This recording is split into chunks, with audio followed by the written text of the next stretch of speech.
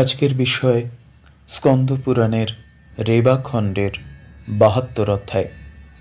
সেই বিখ্যাত দেবী নর্মদা সিদ্ধিদাত্রী দেবী, যার আর এক নাম রঞ্জনা। রঞ্জনা এই কারণে, যিনি যার কথা শুনলে বা যাকে দেখলে মানুষ আনন্দিত হয়, রঞ্জিত হয়, অন্তরাত্মায় পবিত্র হয়, শুদ্ধ হয়। তাই জগৎকে তিনি রঞ্জন করেন, রঞ্জিত করেন বলে সেই শুদ্ধ পবিত্রা সিদ্ধিদাত্রী দেবী নর্মদার আর এক নাম রঞ্জনা। আমরা ৭১ অধ্যায়ে পেয়েছি কামেশ্বর তীর্থের কথা। আজকে এই ৭২ অধ্যায় পাঠে আমরা দেখব এখানে এক বিখ্যাত তীর্থের কথা রয়েছে, যার নাম মণি নাগেশ্বর, বিখ্যাত তীর্থ। আমরা শুনে নিই মার্কণ্ডেয় ঋষির মুখে সেই মণি নাগেশ্বর তীর্থের বর্ণনা। মার্কণ্ডেয় কহিলেন, হে রাজেন্দ্র, অনন্তর মণি নাগেশ্বর তীর্থে গমন করিবে। শুভাবহ সর্বপাপক্ষয়কারক মণি নাগেশ্বর নর্মদার তটে বিরাজিত। লোকহিত কামনায় মণিনাগ এই অনুত্তম তীর্থ প্রতিষ্ঠিত করেন। যুধিষ্ঠির জিজ্ঞাসা করিলেন, ক্রূর বিশ্বশালী ৮০ সর্পগণ অখিল লোকের ভয়প্রদ, অতএব সর্প কি করিয়া ঈশ্বরের সন্তোষ সাধন করিল? হে তাত, পাপশান্তিকর এই পুণ্য উপাখ্যান আমার নিকট বর্ণন করুন। হে দ্বিজ, দুর্যোধনের জন্য আমি বিবিধ দুঃখে দুঃখিত আছি। কর্ণ ও ভীষ্ম হইতেও আমার ভীষণ দুঃখ উপস্থিত হইয়াছে। পাঞ্চালীর ক্লেশ দর্শন করিয়াও আমার হৃদয় ব্যথিত হইতেছে, কিন্তু আপনার মুখ কমলের অমৃতে অভিষিক্ত হইয়া আমি নিবৃত্তি লাভ করিয়াছি। হে দ্বিজ, আমার এরূপ দুঃখাপন্ন হইলেও আপনার মুখ থেকে এই পাপনাশিনী কথা শ্রবণ করে আমাদের যে দুঃখ চলে যাচ্ছে তা আশ্চর্য। ইহা অতীব অযৌক্তিক, অতএব অবশ্যই আমাদের দুঃখ দূর হইবে এই কথা শুনিলে। আর তাহাই যদি না হয়, তথাপি হে তাত, বিদ্যাদানে মানবের যে ফল লাভ হয়, নিত্য হরির পুরাতনী কথা শ্রবণেও আমরা তাহার তুল্য ফলপ্রাপ্ত হইব। মার্কণ্ডেয় কহিলেন, হে নৃপ, তুমি যেমন যেমন প্রশ্ন জিজ্ঞাসা করিতেছ, আমার ভারতীয় তেমন তেমনই সুখানুভব করিতেছে। আমি জরাক্রান্ত, বাক্যবিন্যাসে আমার শৈথিল্য স্বাভাবিক, কিন্তু হে তাত, তোমার সৌহার্দ্য আমার সে শিথিলতা বিনাশ করিয়াছে। অতএব বান্ধবগণের সহিত তুমি এই পাপহর প্রশস্ত কথা বিস্তর রূপে শ্রবণ করো। আমি যথাযথ পুরাণ বৃত্তান্ত তোমার নিকট বর্ণন করিতেছি। অর্থাৎ এখানে প্রবল দুঃখী, অর্থাৎ কুরুক্ষেত্র যুদ্ধে হেরে যুধিষ্ঠির যে যন্ত্রণা পেয়েছেন, কুরুক্ষেত্র যুদ্ধের পরে যে ধ্বংস তিনি দেখেছেন, যুদ্ধ জয়লাভ হয়তো তার হয়েছে, কিন্তু যে ধ্বংস তিনি দেখেছেন, যে দুঃখ তিনি পেয়েছেন, সেই জায়গা থেকে তিনি দুঃখিত, কষ্টে রয়েছেন। সে কথা মার্কণ্ডেয়কে বলছেন এবং বারবার বলছেন যে নর্মদার কথা শুনে আপনার মুখ থেকে আমি একটু শান্তি পাচ্ছি, আপনি বলুন। সেই পরিপ্রেক্ষিতে মার্কণ্ডেয় বলছেন নর্মদার কথা। শোনা যাক পরের অংশ। হে ভারত, পুরাবৃত্ত পরম্পরাক্রমে কথিত হয়, পূর্বকালে কশ্যপের অখিল লোকশ্রেষ্ঠা 2টি পত্নী ছিলেন। তাহাদের নাম বিনতা ও কদ্রু। তন্মধ্যে বিনতা গরুড় ও কদ্রু সর্পগণকে প্রসব করেন। হে তাত, কশ্যপ পত্নী বিনতা ও কদ্রু উভয়ই সসন্তোষে স্বামীগৃহে বাস করিতেন। উভয়ই সতত পতির প্রতি পরম প্রীতা ছিলেন। আর প্রজাপতি কশ্যপ তাহাদের সহিত ক্রীড়া কৌতুকে কালাতিপাত করিতেছিলেন। অনন্তর একদা রুদ্র অনন্তর একদা কদ্রু ও বিনতা আশ্রমে বসিয়া আছেন। মনোবেগ সমন্বিত উচ্চৈশ্রবা তখন তাহাদের দৃষ্টিপথে পতিত হইল। তদ্দর্শনে বিনতা কদ্রুকে বলিলেন, কৃশাঙ্গী, দেখো দেখো, এই অশ্বটির সর্বশরীর পাণ্ডুর বর্ণ, মনোগতির ন্যায় এই অশ্ব অবিশ্রাম দৌড়িতেছে। অনন্তর বিনতার প্রতি ঈর্ষান্বিত কদ্রু সহসা অশ্ব দর্শনে বলিতে লাগিলেন, ভদ্রে, বলো দেখি, সহস্রকিরণ দিবাকরের অশ্বের বর্ণ কিরূপ? আমি বলি, সপ্তাশ্ব বাহনের অশ্ব কৃষ্ণবর্ণ। তুমি কি বলিবে বলো দেখি? বিনতা উত্তর করিলেন, বিভাবসুর অশ্ব শ্বেত কি কৃষ্ণ, তাহা তুমি প্রত্যক্ষ করো নাই বা কানেও শুনো নাই, অতএব এ বিষয়ে সিদ্ধান্ত করা কর্তব্য নহে। কেননা হে ভদ্রে, অসত্য ভাষণে তোমার যমলোক দর্শন হইবে। যাহা হোক, এসো আমরা এ বিষয়ের সত্যাসত্য সম্বন্ধে উভয়ই একপন করি। উভয়ের মধ্যে যাহার কথা মিথ্যা হইবে, সে সহস্র বৎসর আমার গৃহে তাহার গৃহে দাসী হইয়া থাকিবে। হে সর্পজননী, আমি বলিলাম, এই অশ্ব যদি কৃষ্ণ হয় তবে অবশ্যই আমার কথা মিথ্যে হইবে। এরূপ হইলে আমি তোমার মন্দিরে দাসী হইয়া সহস্র বৎসর বাস করিব। আর যদি অশ্ব শ্বেত হয় তবে তুমি আমার গৃহে সহস্র বৎসর দাসী হইয়া অবস্থান করিবে। হে রাজন, এইরূপ শপথনিদয়ের পরস্পর শপথবাণী নিরূপিত হইল। তাহারা উভয়ই স্বস্থানে প্রস্থান করিলেন।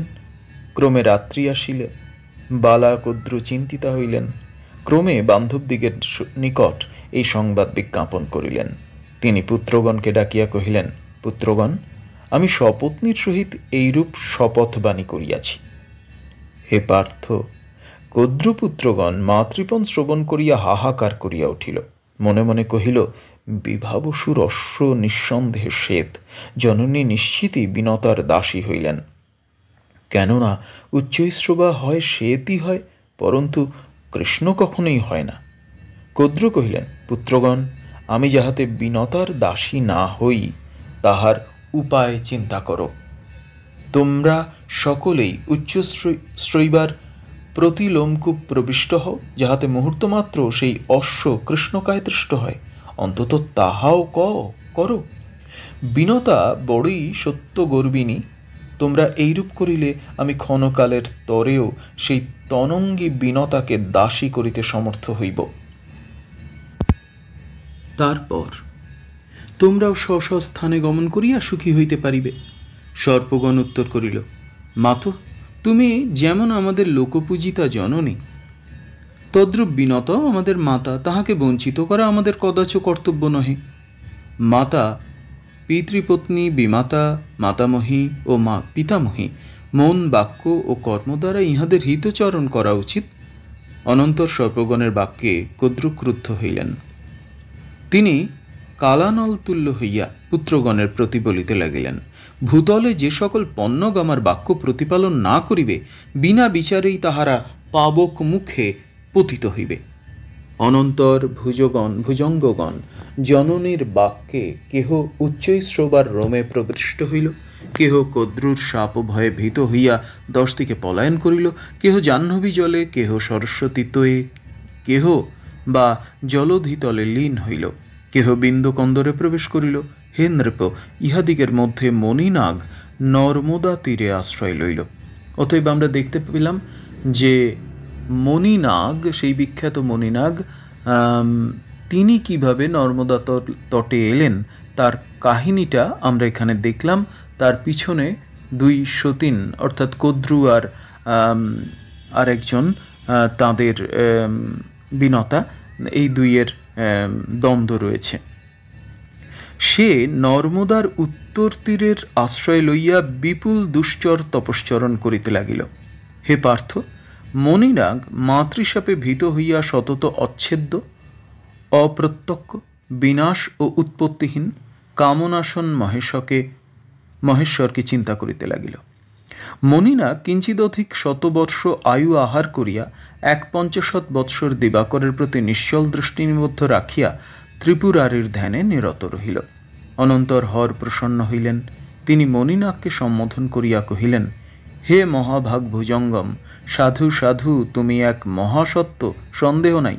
হে সর্পরাজ, তোমার ভক্তি দর্শনে আমি অনুগৃহীত হইয়াছি। তুমি আমার নিকট সত্তর তোমার হৃদয়গত অভীষ্ট বর প্রার্থনা করো। মণিনাগ উত্তর করিল, হে নাথ, আমি মাতৃশাপে ভীত ও ক্লিষ্ট হইয়া নর্মদা তটের আশ্রয় লইয়াছি। আপনার প্রসাদে এক্ষণে আমার সেই মাতৃশাপ নিষ্ফল হোক। ঈশ্বর প্রত্যুত্তর করিলেন, বৎস, আমার আজ্ঞায় তুমি কদাচ হুতাসন বদনে পতিত হইবে না। হে পুত্র, আমার লোকেই তোমার বাস হইবে। মণিনাগ কহিল, হে মহাদেব, আপনি লোকহিতার্থ অংশরূপে এই স্থানে অবস্থান করুন, আর আমার নাম অনুসারে আপনার সহস্রাংশের একাংশ নর্মদা নীরে বিদ্যমান থাকুক।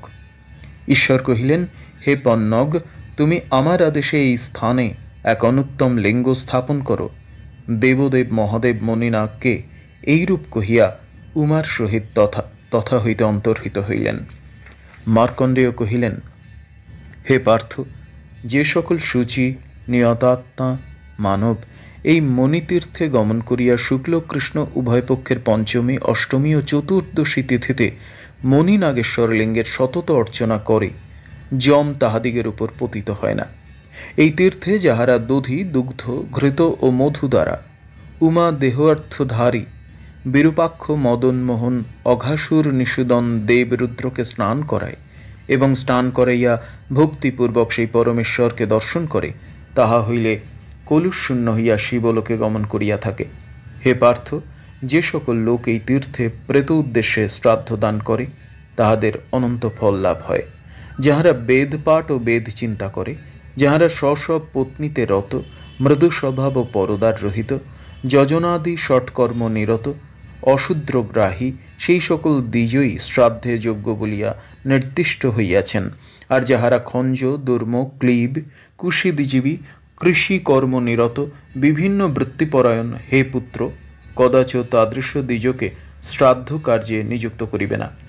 হে নরাধিপ, যাহার গৃহে অসতী পত্নী থাকে ও যে ব্যক্তি মহিষী প্রতিপালন করে, শ্রাদ্ধে তাদৃশ দ্বিজ দূর হইতে বর্জনীয়। হে পার্থ, কান অস্ফুট বাক্য, উন্মত্ত, বেদপাঠহীন, সুশোভন মণিনাগ তীর্থে এতাদৃশ দ্বিজ পূজিত হয় না। যদি পিতৃগণের সহিত স্বীয় ঊর্ধ্বগমন অভিলাষ থাকে, তবে পূর্বোক্ত দ্বিজগণকে বর্জন করিবে। যে ব্যক্তি দ্বিজকে সর্বাঙ্গসুন্দর ধেনু দান করে, কল্পকাল পর্যন্ত তাহার উত্তম লোকে গতি হয়। অতঃপর কর্মক্ষয়ে তাহার স্বর্গ হইতে বিচ্যুত ঘটিলেও সে বিমল কুলে জন্মগ্রহণ করে। হে নৃপ, যাহারা ভক্তিপূর্বক অনুত্তম মণিনাগেশ্বর দর্শন করে, তাহাদের বংশে সর্প ভয় হয় না, পরন্তু মণিনাগেশ দর্শনের পুণ্য প্রভাবে ভুজঙ্গম গণই তাহাদের ভয় করিয়া থাকে এবং নাগগণ তাহাদিগকে গরুড়ের ন্যায় অবলোকন করে। হে নৃপসত্তম, অনন্তর দান ফল সকল শ্রবণ করো। শ্রেষ্ঠ নরগণ সংস্কৃত অন্ন, জল, শয্যা, ছত্র, কন্যা এবং সুভাষিনী দাসী দান করিবেন। আর যাহারা নিজ শ্রেয় কামনা করেন, তাহাদিগের পক্ষে দানের যোগ্য পাত্র দেখিয়াই এ সকল দান করা কর্তব্য। এখানে তীর্থ মাহাত্ম্য বর্ণনা হলো, তার সঙ্গে সঙ্গে এবার দান মাহাত্ম্য বর্ণনা করা হচ্ছে। সবটাই যে সামাজিক এবং আকাঙ্ক্ষাযুক্ত এ কথা বলার অপেক্ষা রাখে না। যত পুরাণ সময়ের কাছাকাছি আসছে, অর্থাৎ বর্তমান সময়ের কাছাকাছি আসছে, ততই সেখানে সমাজ এবং দান ধ্যান এবং লেনদেনের কথা আসছে। ফলে আমাদের যে জায়গা, আমরা নর্মদা তটের মাহাত্ম্য শুনছি এবং এখানে যে কথা বলা হচ্ছে, দান ধ্যান, কাকে দান করা যাবে, কাকে দান করা যাবে না, কি কি দান করতে হবে, বোঝাই যাচ্ছে দানের লিস্ট আস্তে আস্তে বাড়ছে। সেক্ষেত্রে একটা জিনিস আমরা শুধু দেখব যে নর্মদার প্রাচীনতা কতটা, সত্যি সত্যি এখানে যে ধরনের তীর্থের কথা বলা আছে সেই তীর্থ আছে কিনা, এবং তার উত্তর হচ্ছে হ্যাঁ আছে। মণিনাগেশ্বর তীর্থের দর্শন যারা নর্মদা তটে যান এবং পরিক্রমা করেন, তারা বহুবারই দর্শন করেছেন, এমন বহু মানুষই আছেন। যাই হোক, যেহেতু রেবাখণ্ডে রয়েছে, তাই আমি বাকি অংশ পড়ছি। যাহারা এই তীর্থে পরম ভক্তি সহকারে সুরভি কুসুম গন্ধ বস্ত্র দ্বীপ ধান্য ও উত্তম উপকরণ সমন্বিত গৃহ দান করে, তাহাদের ত্রিদশালয়ে গতি হয়। হে নৃপসত্তম, মণিনাগ তীর্থে যাহা দান করা যায়, সেই দান প্রভাবে দাতার নিঃসন্দেহ স্বর্গে বাস হইয়া থাকে। আর আমপাত্রে জল রাখিলে তাহা যেরূপ বিলীন হয়, মণিনাগ তীর্থে দানকারীরও তদ্রূপ কলুষজাল বিলীন হইয়া থাকে। যে মানব নর্মদা নীর সংস্কৃত ভোজ্য দ্বিজকে দান করে, তাহার পাপ বিনষ্ট হয় এবং সে সুরগণের সহিত ক্রীড়া করিয়া থাকে। অনন্তর মণিনাগ তীর্থসেবী স্বর্গবাসীদিগের কর্মক্ষয়ে স্বর্গচ্যুতির পর যে সকল লক্ষণ দৃষ্ট হয়, তাহা বলিতেছি। তাহারা ইহলোকে জন্ম লইয়া দীর্ঘায়ু জীবৎপুত্র ধনবান মনোহর দেহ সর্বরোগরহিত সুভৃত্যযুক্ত ত্যাগী ভোগ সংযুক্ত সতত ধর্মবক্তা দেব দ্বিজ ও গুরুর প্রতি ভক্তিমান তীর্থসেবাপরায়ণ মাতা পিতার অনুরক্ত ও সতত দ্রোহ ক্রোধহীন হয়। হে পাণ্ডুনন্দন, যাহারা এই সকল গুণে উন্নীত, সত্য সত্যি বুঝিতে হইবে তাহারা স্বর্গ হইতে আগমন করিয়াছে এবং দেহ অবসানে তাহারা স্বর্গেই গমন করিবে। হে নৃপসত্তম, মণিনাগ তীর্থ সর্বতীর্থোত্তম। যে মানব এই পুণ্য মণিনাগ তীর্থের উপাখ্যান শ্রবণ বা পাঠ করে, সেও পাপমুক্ত হইয়া শিবলোকে পূজিত হয়। তাহারা ক্ষিতিতলে যথেচ্ছ বিচরণ করিতে সমর্থ হয়, বিষ কদাচও তাহাদিগের আক্রমণ করিতে পারে না। ভাদ্র মাসের ষষ্ঠী তিথিতে সূর্য দর্শনে যে পুণ্য হয়, মণিনাগ উপাখ্যান শ্রবণেও তদ্রূপ পুণ্য লাভ হইয়া থাকে। ৭২ অধ্যায় সমাপ্ত। এখানে আমরা দেখলাম যে মণিনাগ তীর্থের মাহাত্ম্য, সেখানে দান এবং একটা পৌরাণিক উপাখ্যান রয়েছে, এবং বিভিন্ন বস্তু দানের যে মাহাত্ম্য, কোন সময়ে সেই দান করতে হবে, কোন সময়ে পুজো ইত্যাদি ইত্যাদি, এই বিষয়গুলো এখানে উল্লেখ রয়েছে। সেই সিদ্ধিদাত্রী দেবী নর্মদার প্রতি আমার শ্রদ্ধা এবং প্রণাম। নর্মদে হর।